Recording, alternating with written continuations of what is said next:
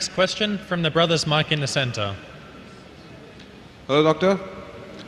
My question pertains to the point you're talking about. My name is Naresh.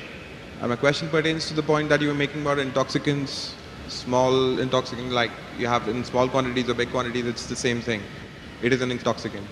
So how does it boil down to like smoking?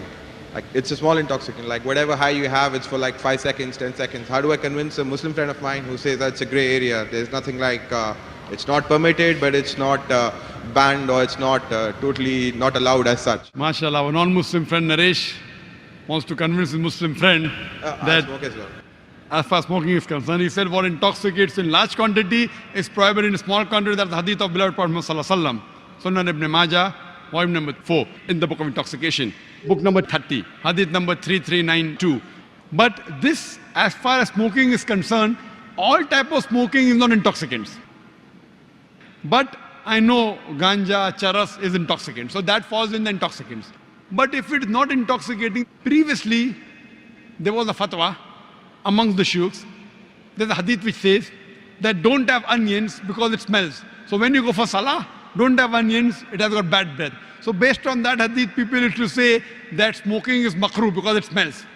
Because of lack of knowledge of science. Today, we have come to know that tobacco, in any form, smoking, chewing, etc., is the second largest cause of death. The first largest cause of death is alcoholism. Several millions of people die every year. It is the single largest cause of death. More than terrorism, more than war. Every year, millions of people die. The second largest cause of death is tobacco.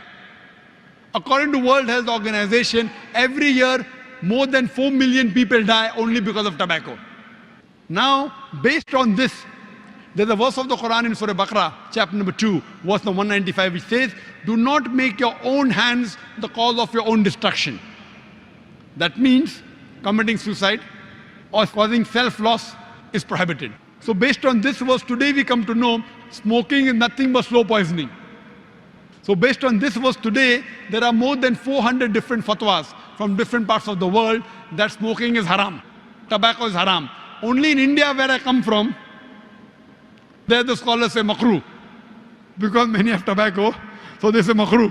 But today, Saudi Arabia, Egypt, many parts of the world, there are more than 400 fatwas saying that smoking and tobacco in any form, nicotine is haram. So Islamically today, smoking is haram based on the verse of the Quran, Surah Baqarah chapter 2, verse number 195.